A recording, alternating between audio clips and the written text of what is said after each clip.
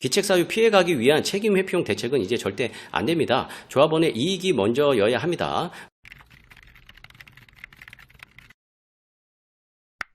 네, 안녕하십니까. 광주부동산 채널 박소장입니다. 네, 반갑습니다. 오늘 함께 살펴볼 내용은요, 신가구역 시공사 교체라는 답안지밖에 없는가, 이거에 대해서 좀 제 의견을 좀 내려고 영상을 만들어 봤습니다. 제 생각은 좀 다릅니다. 이것만 답이 돼서는 안 된다, 뭐 이런 생각이 좀 있는데요. 어떤 생각인지 오늘 자료를 통해서 좀 살펴보고요. 그리고 우리가 좌시하지 말아야 될 게, 지금 시공사 교체가 답이 아니고요, 모든 문제의 시작은 이것이었습니다. 이것을 배제하고 지금 절차를 진행하는 건 또 다른 위험에 봉착하는 길이다, 저는 이렇게 생각이 드는데요. 이것이 또 무엇인지 오늘 자료를 통해서 살펴보도록 하겠습니다. 자료 살펴보도록 하겠습니다. 신가구역 4,700여 세대, 광천이 5,120여 세대, 광주에서 굉장히 중요한 구역이다라고 할 수 있습니다. 지금 제가 2월달, 4월달에 이렇게 영상을 4개를 올려드렸었습니다. 그런데 이렇게 영상 올려드리고 나서 제가 욕을 엄청나게 많이 먹었습니다. 그래서 다시는 신가구역을 안 올리려고 결심하다가 어쩔 수 없이 이번에 좀 다시 영상을 올리게 됐는데요. 근데 제가 뭐 틀린 말을 했던 거는 없었던 것 같아요. 예. 어쨌든 지금 좀 위기에 봉착해 있는 그런 국면으로 신가구역이 가고 있다. 그래서 제가 마지막 영상 때 분양가 2,450만 원을 고수하는 이 수가 제가 패착이 안 되기를 바라겠다, 이런 멘트를 제가 넣었었는데요. 어쨌든 제가 보기에는 지금 현재로서는 패착이 되지 않았나, 이렇게 생각이 듭니다. 그렇지만은 패착, 승부에서 패배의 원인이 되는 단서입니다. 패배가 됐다는 이야기가 아닙니다. 그렇다면 이 패착수를 넘기 위해서는 또 다른 이런 묘수가 필요하지 않나, 이런 묘수가 어떤 것들이 있는지 오늘 좀 살펴보는 시간을 가져보도록 하겠습니다.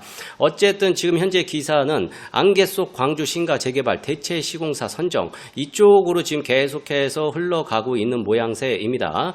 대체 시공사 입찰 기간은 9월 10일 입찰 공고를 시작으로 10월 17일까지 이렇게 한다고 예정은 돼 있습니다. 시간이 굉장히 촉박한 상황이다. 그리고 특히 입찰에 참여한 1군 업체, 여기 보니까 시공능력평가 상위 12건설사가 없을 시에는 양병만 현 조합장과 조재덕 상임이사가 사퇴해야 한다고 명시를 했다. 이번에 협의체를 구성을 했는데 이 조건이 충족이 안 될 시에는 뭐 이런 조건까지 있다고 합니다. 그렇지만 조합장이 바뀌냐 안 바뀌냐, 뭐 이게 지금 현안은 아니죠. 문제 해결책은 아니라고 좀 보여집니다. 건설업체 시공사 시공능력평가 2024년도 보니까요, 지금 요 4개는 현재 지금 그 신가 재개발에 들어와 있는 시공사고요. 그렇게 따지면 몇 개 없죠. 10위 안에는. 예, 그리고 여기 보니까는 한화가 지금 굉장히 주가를 계속해서 올리고 있고, 오히려 호바는 떨어졌습니다. 이 12 쟁탈전이 2024년도에 굉장히 볼만했다. 어쨌든 HDC 현대산업개발이 다시 10위권 안을 쟁취를 했습니다. 그리고 문제는 요즘에 그 시공능력평가 순위가 문제가 아니고, 시공사들이 자금 유동성 때문에 엄청난 어려움을 겪고 있는 뉴스들이 요즘에 계속해서 쏟아지고 있죠. 10대 건설사 못 받은 돈만 18조, 곳간이 말라가고 있다. 그리고 중요 건설사 미청구 공사 현황, 뭐 이런 것들도 10대 건설사들도 이렇게 지금 심각한 위기에, 그 자금 유동성 위기에 처해져 있다. 그렇기 때문에 여기 신가 재개발이 한두 세대가 아니잖아요. 엄청나게 많은 돈, 엄청나게 많은 자금이 쏟아지는 사업장인데 10대 건설사라고 이게 쉽게 접근할 수 있는가? 이것도 우리가 조금 의심해 볼 만한 여지가 충분히 있다, 이렇게 좀 보여집니다. 건설사들이 힘들다 보니까는요, 이 유동성을 확보하기 위해서 지금 자산을 다 팔고 있는 상황입니다. GS건설도 마찬가지고 신세계건설, 현대건설도 자금 유동성 확보를 위해서 이렇게 힘겹게 행군을 하고 있는 상황입니다. 그런데 시공사가 뭐 어려움을 겪는 것 이전에 제가 첫 번째 영상에서 시공사 해지 시 불이익 뭐 이런 것들, 빛고울 사업단에서 만들었던 자료를 제가 유추해가지고 이렇게 가져왔었는데, 사업 지연의 문제, 그런데 얼마 전에 토론에 보니까는 조합장님은 사업 지연은 없다, 비슷하게 갈 수 있다, 뭐 이렇게 얘기하는데, 개인적으로는 그럴 수 있나? 뭐 이런 생각이 좀 들긴 해요. 어쨌든 사업 지연이 되면 사업비 대출 금리도 당연히 상승될 거고요. 그리고 이제 2025년 8월까지 지금 현재 시공사에서 그 금리가 책정이 되어 있죠. 사업비 3,300억. 그런데 만약에 시공사가 바뀌게 된다면 요 금리도 변환될 가능성이 당연히 있겠죠. 사업 지원에 대한 대출 금리 상승은 뭐 없다고 주장하면 뭐 없을 수 있겠지만 어쨌든 시공사가 교체가 된다면 이것도 당연히 좀 올라가지 않을까, 지금 금리보다는. 그리고 사업성 악화, 이거는 지금 현재로서는 과연 더 좋은 브랜드가 들어오냐, 그리고 들어온다 한들 더 좋은 조건으로 받을 수 있냐, 이런 거거든요. 그리고 손해배상 소송에 관한 문제, 소송 안 하겠다는 사업단의 말을 믿을 수 있나, 이거를 문서화해야 될 필요가 있지 않겠냐, 뭐 이런 생각이 좀 듭니다. 어쨌든 쉬운 그 결정은 아니죠, 이 시공사 교체라는 게. 그렇기 때문에 이렇게 어려움이 있기 때문에 첫 번째 영상에서 시공사 해지 카드가 이게 만만한 카드가 결코 아니다, 조합 입장에서도 쉽지 않은 카드일 것이다 라고 제가 이렇게 영상을 올려드렸었는데, 그때 당시에 시간이 흐를수록 조합은 불리한 상황에 처해져 있다, 이렇게 영상을 올려드렸었습니다. 이게 지금 시공사 교체라는 게 제가 생각하기에는 안전장치 없이, 여기 얼마 전에 뉴스가 나왔었는데 실내 클라이밍 하다가 추락해서 중상을 입은 남성이 있어요. 마치 안전장치 없이 클라이밍을 하는 그런 위험한 상황이 아닐까, 이렇게 생각이 듭니다. 그렇다고 시공사 교체를 한다고 했는데 뭐 어떤 방안이나 대안이나 그 대책이나 뭐 이런 것들이 뚜렷하게 잘 안 보이는 것 같습니다. 그렇기 때문에 제 개인적인 생각은 만약에 시공사 교체가 잘 안 됐을 때는 어쨌건 조합원들한테는 피해가 굉장히 클 것이다, 이렇게 좀 보여지는데 그렇지 않기 위해서 어떤 대책이 좀 필요하지 않냐, 뭐 이렇게 생각이 듭니다. 여기 보니까 시공사 계약 지금 요 5개의 건설사들이 들어왔죠. 지금 이혼 소송 중이다라고 좀 이해하시면 될 것 같고요. 시공사 계약 해지, 과연 사업 지연의 차이가 있냐 없냐, 뭐 이것도 중요할 것 같고요. 성공을 한다 그러면은 손해배상에 대한 문제는 없는지, 이거를 구체적으로 좀 잘 안전장치를 만들어 놨으면 좋겠고, 교체된다 해도 현재 시공사의 조건보다 더 좋은 조건일지, 이것도 우리가 좀 타당성을 검토를 해야 될 것 같고, 만약에 실패한다면 이건 어떤 대안이 있는가, 이런 것들도 우리가 구체적으로 지금 따져봐야 됩니다. 주먹구구식 안 됩니다. 주먹구구식. 동네 구멍가게도 이렇게는 대충 안 한다. 뭐냐면은 이게 제가 중요하게 보는 건 이 분양가거든요. 분양가 때문에 이 사단이 났단 말이에요, 지금 현재. 그리고 우리가 다른 대안을 좀 찾아볼 수 있는 게, 빅골 드림 사업단하고 진짜 완전히 결별을 할 것이냐, 이게 어떤 또 카드로서 조합 입장에서는 어떤 카드로서 좀 남겨놔야 될 부분이지 않을까, 이렇게 제 개인적으로는 좀 생각을 하는데, 이 안에서도 분명 결별을 원하는 것도 있겠지만 그렇지 않은 입장의 건설사들도 분명히 있지 않겠는가. 조합 집행부는 이 틈이 있는가 없는가를 잘 찾아봐야 될 것 같고요. 그렇지만 확실한 건 본인들이 가지고 있는 지분 이상 늘리기 원하는 시공사는 아마 없지 않을까 싶은데, 이런 테두리 안에서 조합 집행부가 만약에 시공사 선정을 실패했을 때 다른 대안으로서 이런 것들도 계속해서 협상을 계속 이어나갔으면 좋겠다, 뭐 이런 생각이 좀 듭니다. 어쨌든 시공사를 바꾸던 말던 간에 먼저 선행되어져야 할 것은, 저는 이 적정 분양가가 얼마인가를 찾고 조합원들과 소통하는 이 과정이 최우선시 돼야 된다. 왜냐면 시공사를 새로 뽑는다 해요. 그러면은 분양가를 얼마에 책정할지, 이것도 더 협상의 대상이 되는 그런 조건인데, 지금 이거를 두 손 두 발 놓고 있을 때냐, 저는 이렇게 생각이 듭니다. 정말 중요한 문제인데, 왜냐면 이것 때문에 지금 이 사단이 난 거잖아요. 적정 분양가. 조합과 시공사의 의견이 너무 달라서. 그런데 지금 시공사가 어디 들어오는지만 바라보고 있는 이 현실이 제 개인적으로 좀 굉장히 안타까워 보인다, 이렇게 생각이 듭니다. 시공사를 바꾸는 거 좋아요. 그런데 마치 왜 나는 안 먹었는데도 살이 찌지? 이런 변명을 하면 안 된다는 거예요, 지금. 그래서 문제가 됐던 분양가 책정, 조합 집행부에서 결정했던 분양가가 얼마나 주먹구구식인지를 한번 다시 좀 보자고요. 여기가 전체가 4,718세대, 그리고 임대가 403, 보류지가 16세대, 그리고 일반 분양이 지금 요거죠. 2,551세대. 여기 보니까는 109 타입 없고요. 135, 156 없죠. 지금 보니까 597484입니다. 이렇게 있는데, 분양가 2,450만 원을 고수했었죠.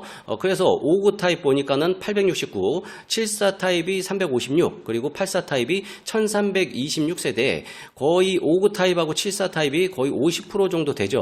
50%인데 분양가가 거의 5억 9천, 5억 8천, 59 타입이 확장비까지 포함하면은 6억이 넘어가겠죠. 그리고 74 타입 같은 경우에는 7억 4천, 7억 5천 이런단 말이죠. 그리고 84가 지금 8억 3천, 8억 7천 이렇게 제시를 했단 말이에요. 조합집행부가 그때 이야기했던 거는 우남 3도 저렇게 분양하고 중앙 1도 저렇게 분양하는데 왜 우리라고 못하냐. 심지어 우리는 아크로인데 이제 아크로가 물 건너간 것 같은데 그러면 앞으로는 분양가는 어떻게 책정하실 거며, 그리고 중앙이라고 지금 우남 3이 분양시장이 녹록지 않다는 거 지금 눈으로 보고 계시잖아요. 그렇다면은 우리가 어떻게 분양가를 조정을 해야 되는지에 대한 그런 논의가 지금 충분히 있어야 되지 않냐 이렇게 좀 생각이 듭니다.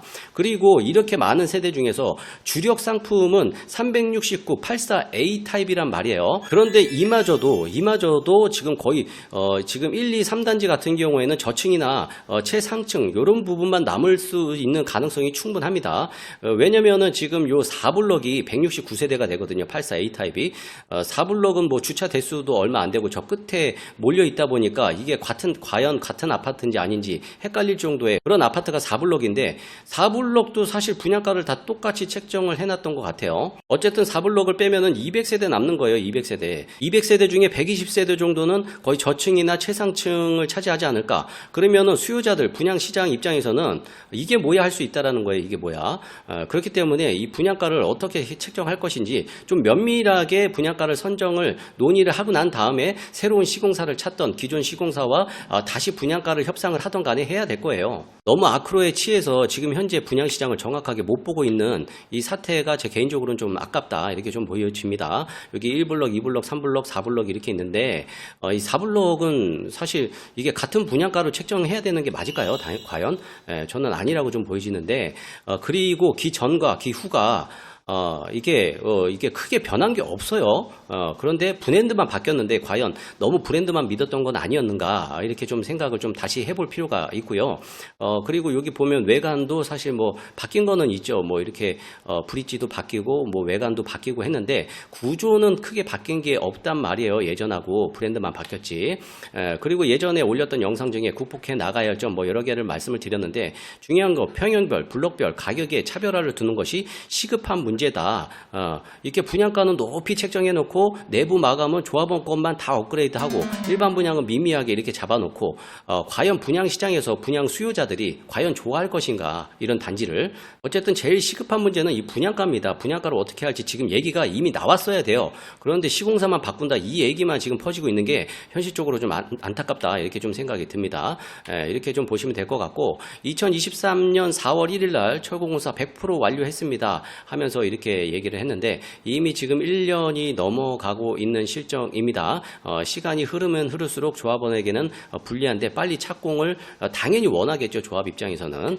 그렇지만은 지금 현재 녹록치 않은 게 일반 분양가를 어떻게 책정을 할 것인가 이 협의가 제일 예민하다 보니까 아무도 얘기를 안 하는데 이게 먼저 선행이 되어져야 된다 이렇게 좀 생각이 듭니다. 그리고 어쨌든 시공사 계약 해지 시공사 교체에만 눈독 들일 게 아니고 얘네들도 우리가 잘 활용을 해야 되는 게 진정 조합원들을 위한 대안이 되지 않을까 이렇게 생각이 됩니다. 기책사유 피해가기 위한 책임 회피용 대책은 이제 절대 안 됩니다. 조합원의 이익이 먼저여야 합니다. 신가 재개발 과대평가되었던 분양가 정확하게 파악할 수 있도록 사업성 검토를 면밀하게 지켜보는 게 중요하겠다. 기존 시공사와 재협상 이게 당연히 기분 상하고 자존심 상하는 문제겠죠. 당한 게 얼만데 그렇지만은 정말 아이들을 생각하는 부모의 마음으로 조합집행부는 조합원들의 재산이 걸려 있는 문제입니다.